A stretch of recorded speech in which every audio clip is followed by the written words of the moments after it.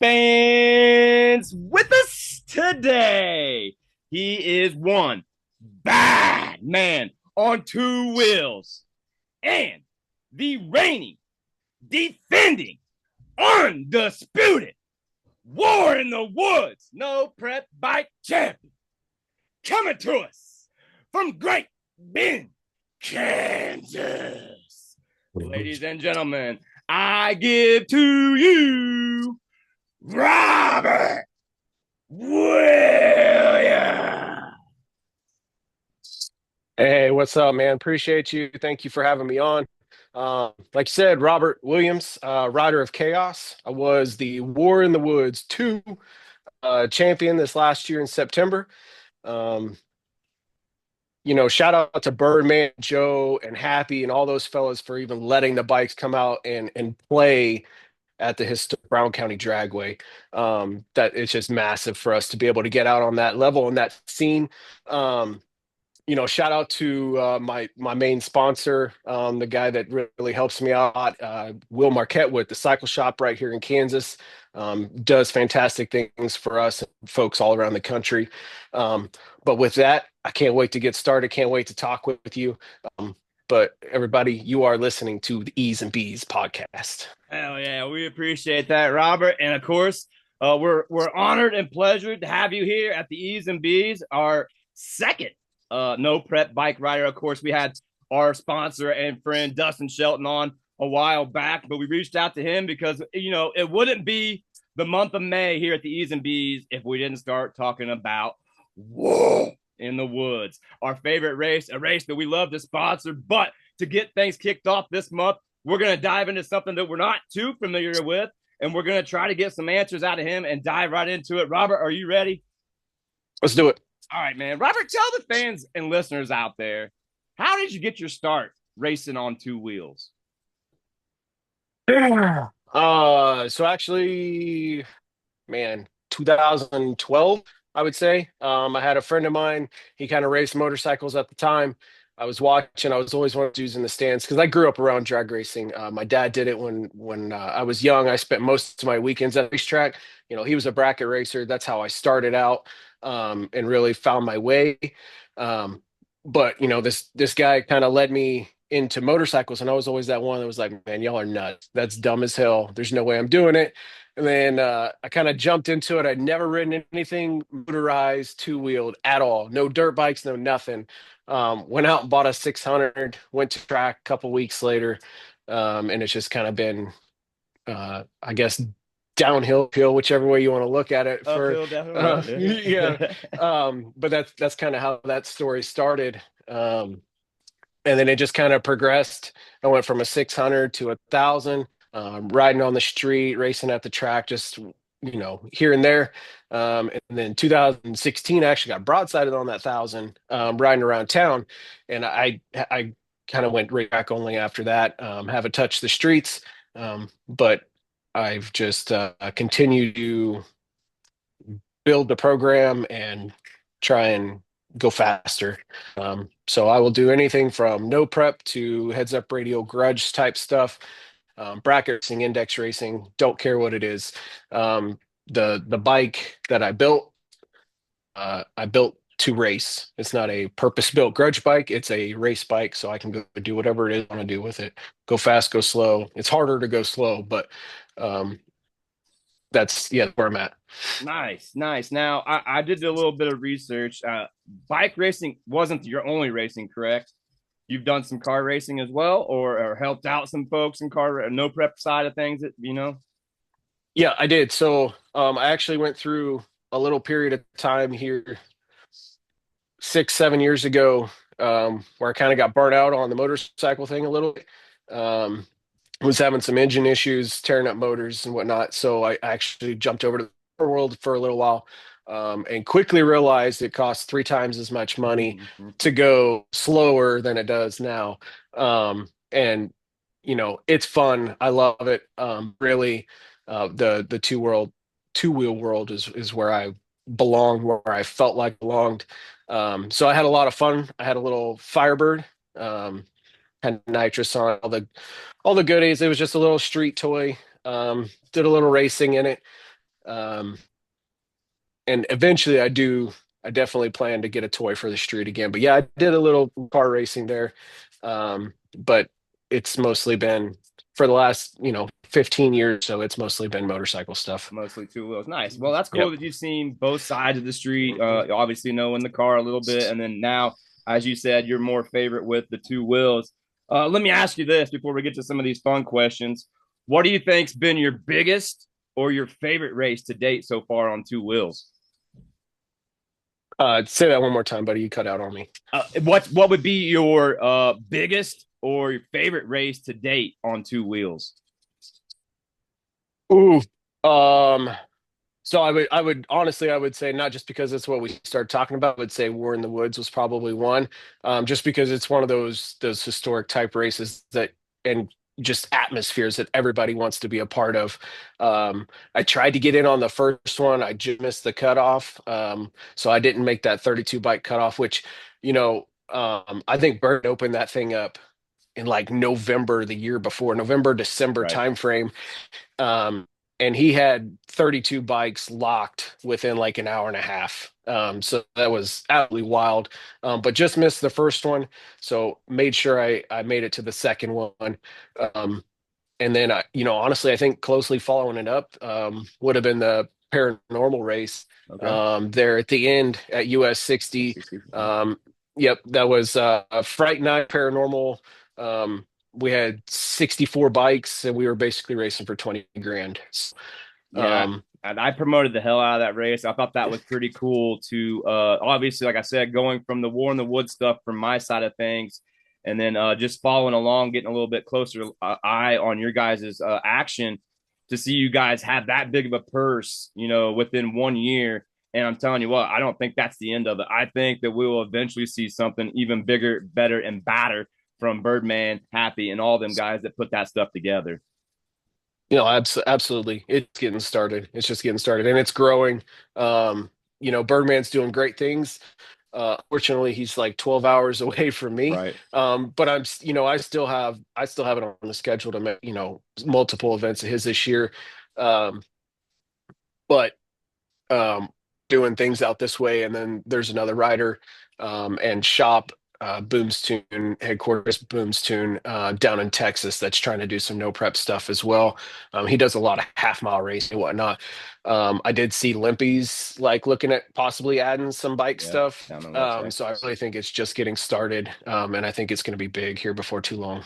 Yeah, in my opinion, shout out to our boys Jimmy Dell and Poland who have started up the Little Gangsters. I think the bikes, in my opinion, are going to fall in order just kind of like that. Maybe not as big and popular, but yet I think that a lot of people are going to start having them on their shows all across the nation just because of how true you people are. When you guys came to War in the Woods the first time, everyone was skeptical. And I got to say, and I've said it since it happened to Birdman, it was the smoothest race that whole entire weekend. And you guys brought one hell of a crowd. And look at you now. We don't want to do it without you. And I think that shows everyone else out there what's the possibility of on two wheels, no prep, in my opinion. All right, let's do this. Robert, let's get into some of these fun E's and B's questions. As we always do, you listen to the E's and B's podcast. Make sure you check out our sponsors, Major Performance and Dyno Dustin Shelton, 1219 Snaps Ferry Road, Greenville, Tennessee, for all your no prep bike needs. Also, the baddest man on the light, Limpy. You can check him out every Monday and Tuesday live on YouTube or at a race near you. And last but not least, one bad man behind the wheel, our friend Jasper Graham. Check out Jasper Graham on the Smoke Show every Monday on YouTube or at a race near you. All right, Robert, I got to ask you this, my friend. You're having breakfast with any racer or celebrity out there. Who are you having it with and what are you having? Oh man. Any celebrity person out there we having? Got to be bacon. There's got to be bacon, right? Right. You can't do breakfast without bacon. That's like un-American. Um,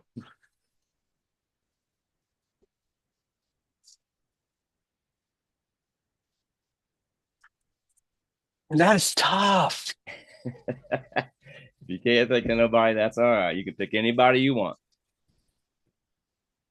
I want this damn fly to quit flying around me. That's what I want. Uh,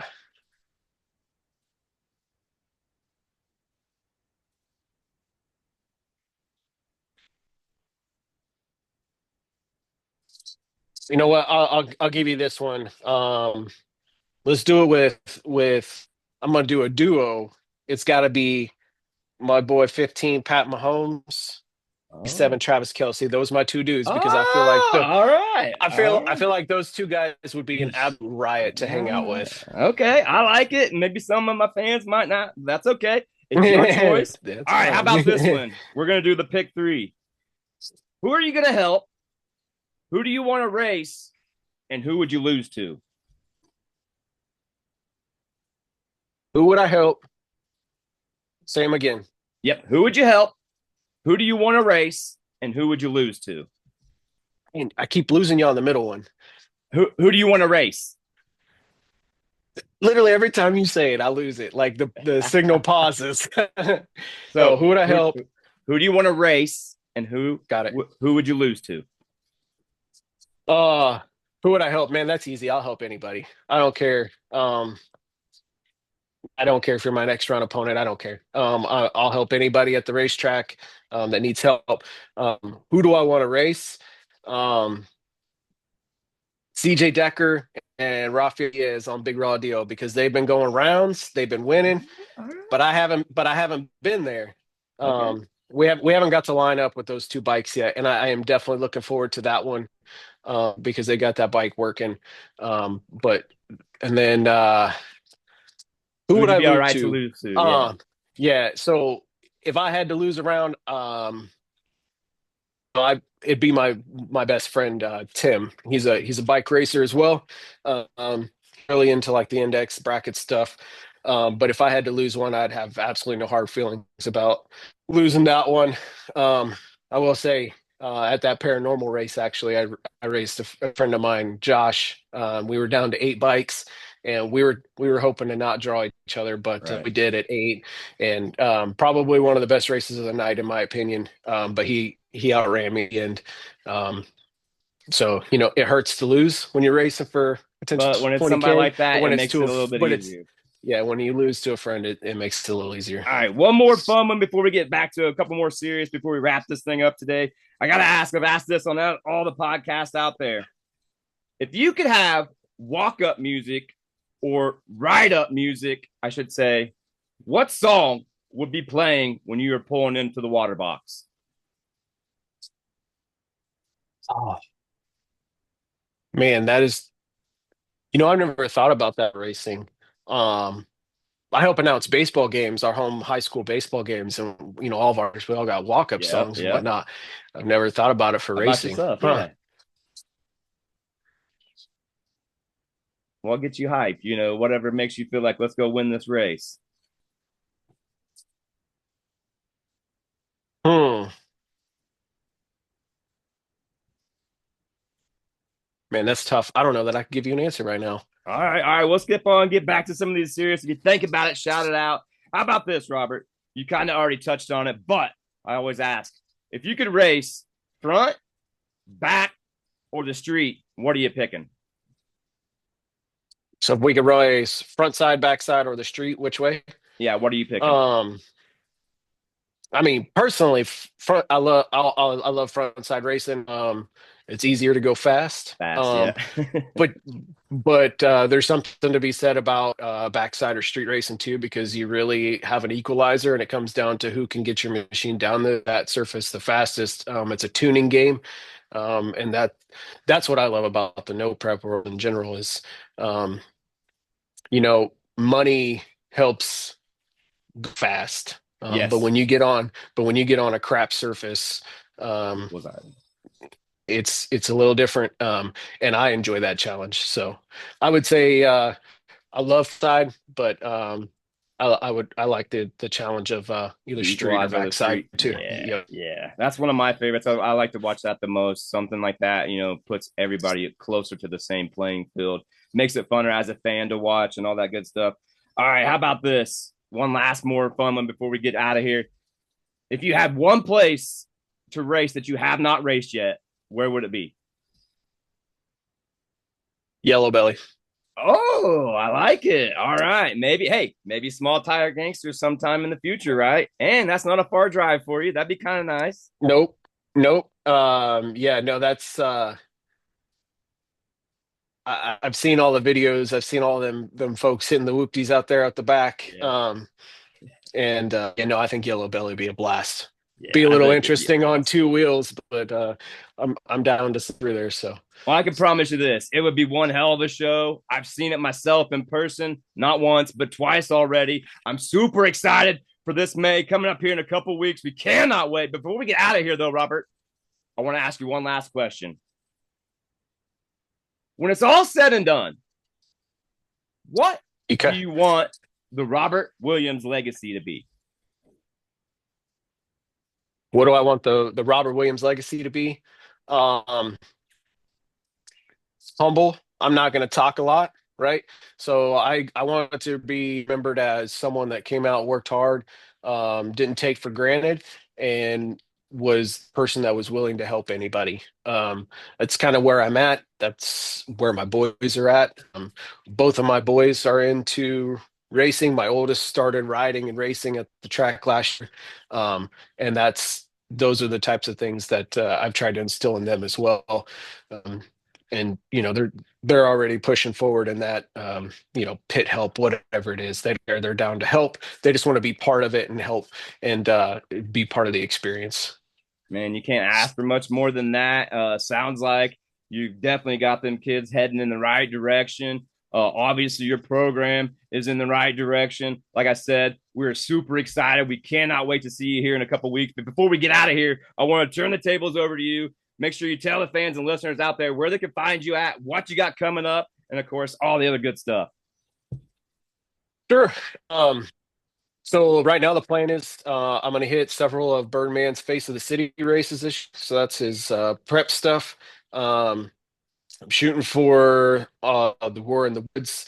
I think he's got Gangster's Paradise lined up to be part of. Outlaw Armageddon in September down at Tulsa Raceway Park in Tulsa, Oklahoma.